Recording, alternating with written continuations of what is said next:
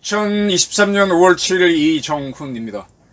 문재인 전 대통령이 평산에 책방을 차린 게 장사가 잘 되는 모양입니다. 이렇게 활로를 찾고 있는 문재인, 저는 제2의 노무현 될 수도 있다라고 조심스럽게 예측해 봅니다. 이 평산 책방에 대해서 바로 시비가 일어나고 있습니다. 왜 그러냐?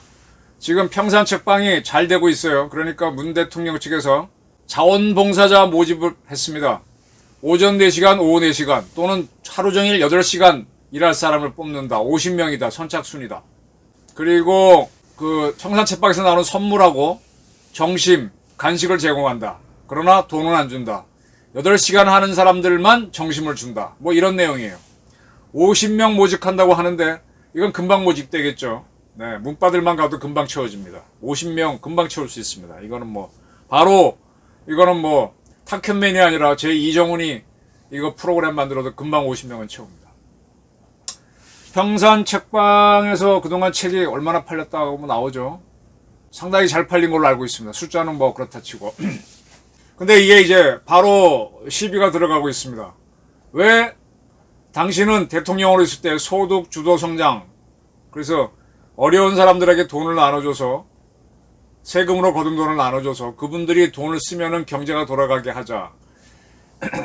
공짜로 일하게 시키지 말자라고 했는데 왜 당신은 공짜로 일하는 사람을 구하느냐? 그거에 뭐 얼마든지 문재인 문바들이 얼마든지 구할 수 있으니까. 왜 이러느냐? 그런 지적을 했습니다. 밥 한 끼 모여주고 공짜로 하느냐? 이거는 이제 열정페이, 열정 갖고 일해달라는 건데 2015년 민주당 대표를 할 때 문재인 씨는 열정페이란 이름으로 노동력을 착취하는 일이 있어서는 안 된다고 했습니다. 열정페이, 이건 착취다 그랬습니다. 근데 본인은 착취를 하겠다는 거죠. 물론 이제 여기에는 뭐 좋은 일을 하기 위한 거다라는 게 있습니다. 좋은 일을 위한 거, 그러니까 이게 세상에 종교가 가장 좋은 일을 위한다 그러잖아요. 거기서 열정페이로 하다 보면은 거기에서도 권력관계가 생기고 상하관계가 생기고 싸움이 생기고 돈 문제로 다툼이 생깁니다. 그래서 쭉 해보니까 그냥 계약, 가장 합리적으로 돈 줄 거 주고 받을 거 받고 하는 게 가장 합리적이에요. 열정페이로 하게 되면 문제가 생깁니다. 근데 이 문재인 씨는 자기가 야당으로 있을 때는 열정페이는 안 된다 그러고 지금은 대통령 끝내놓고 나와서는 열정페이를 요구하고 있어요. 이게 왜 이럴까요? 지금 평산 문재인을 비롯한 좌파들이 여러 가지로 이태원 참사 가지고 찔러보고 뭐 갖고 찔러보고 수없이 찔러보죠. 후쿠시마 오염수 갖고 그다음에 뭐 한일 외교 복원 갖고 계속 찔러대는데 성공하지 못하다가 그리고 오히려 민노총은 북한과 내통한 게 드러나서 코너에 몰리는 상태에서 평산 책방을 여니까 그 평산 책방에 가서 책 사주는 거 문바들이 몰려가도 금방 많이 팔릴 수 있고 또 호기심 때문에 가는 사람들도 있을 것이고 뭐 거기서 뭐 특별히 서울에 있는 교보문고보다 더 좋은 책이 팔리겠습니까? 더 좋은 책이 있겠습니까? 다 이벤트죠. 이렇게 함으로써 이제 세상에 주목을 끄는 건데 저는 이것이 좌파들이 지금 하다 안 되니까 꾀를 냈다라고 봅니다. 그리고 이거는 상당히 위험한 신호가 될 수 있다. 문재인 씨는요, 지금 조금 비겁한 모습이 드러났죠. 이인규 씨가 나는 대한민국 검사였다는 책을 썼는데 거기서 보게 되면은 노무현 전 대통령이 코너에 몰렸을 때 문재인 변호사는 일주일간 돌아보지 않았다. 베드로처럼 나는 예수를 모른다. 이런 행태를 보였다는 거죠. 그래놓고 나중에 운명이란 책에서는 다른 이야기를 하고 사람이 어떤지를 좀 봐야죠 항상. 그다음에 두 번째로 노무현 대통령도 처음에 봉하마을 내려갔을 때는 신사원 했었죠.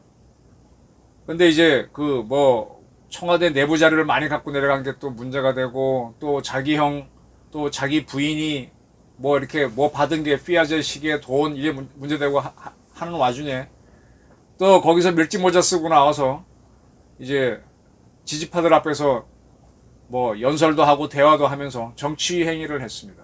그러다가 피아제 시사에 대한 수사가 강화되면서 큰 가족 분란이 있었고 그리고 그는 가족을 향해서 자기 컴퓨터에다가 유서 같은 거를 써놓고 나가서 봉화마을에서 투신을 하게 되죠. 지금 무슨 말씀을 드리는가 하면은 전직 대통령은 대한민국 상황에서는 대통령직을 끝낸다 하면은 조용히 있는 게 좋습니다. 자꾸 정치 행위를 하면 할수록 지금 평산책방이라고 하는 걸 하니까 열정페이를 착취하는 거 아니냐라는 반론이 바로 나오잖아요. 이게 폭풍을 몰고 올 수 있습니다. 노무현 대통령도 본인도 그때 북한에 가서 김정일을 만나갖고 2차 정상회담 하면서 뭐 참 여러 가지 친북 행위를 많이 했죠. 그걸 하도록 꽉 박아놓고 억지로 나와버린 상태에서 그나마 가만히 있었으면 될 텐데 또 정치 행위를 하게 되니까 그게 자꾸 이제 그 반작용으로 너는 뭐지 하고 뒤지다 보니까 피아제식에 나오고 이거 부부용이네. 누가 받았어? 이렇게 들어가면서 노무현 부부가 다투게 되고 나중에 그게 극단적인 사건으로 가게 되고 이렇게 쭉쭉 가게 되는 거죠. 나중에 이제 노무현 씨가 극단적인 해고 난 다음에 노빠들이 살아나긴 했지만 저는 이 좌파 활동을 했던 사람들이 정치 활동을 해야만 살죠. 왜냐하면 이인규 씨 책에 의해서 지금 참 아무 소리 못 하잖아요. 처음에 어쩌고 저쩌고 했지만 아무 소리 못 하잖아요. 인간적으로 비겁한 사람으로 되어 있지 않습니까? 근데 그것도 그렇고 그 다음에 자기 진영이 무너지는 걸 볼 수가 없어서 저렇게 이제 90점 역할을 하고 나서고 전직 대통령이 뭐 책방 주인 하는 게 그게 아름답습니까? 어떻게 보면 아름답지만 옛날 카터도 뭐 나중에 집 짓는 걸로 돌아갔다 그러는데 대통령 한 사람은 대통령답게 해야죠. 그리고 좀 가만히 있어야죠. 저는 지금 저쪽에 석방을 낸 게 저게 사업자 등록은 누구 이름으로 했는지 세금은 어떻게 되는지 이제 하나하나씩 다 들어갈 겁니다. 노무현에 대한 기억이 있기 때문에. 그리고 지금 평산마을의 사저를 지은 돈은 어디서 났는지 아직 그 설명이 안 됐죠. 그때 김정숙 여사가 누구한테 빌려줬다가 뭐 빌린 돈으로 뭘 했는데 그게 몇 배가 올라서 그래서 돈을 갖고 이 땅을 샀다 그러는데 그게 석연치 않죠. 자꾸 정치 행위만 하면 할수록 이제 많은 의심이 들어가면서 조여집니다.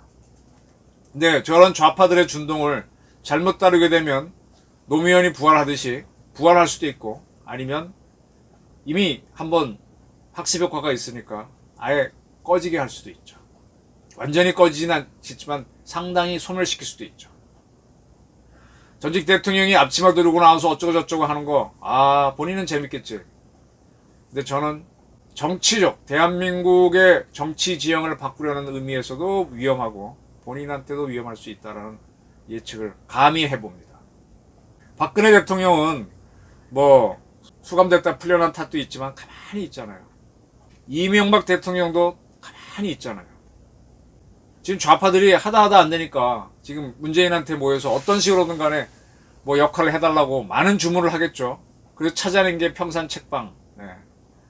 아주 험불하고 사람들한테 좋아 보이지만 그 뒤에 숨은 복선이 무엇이냐.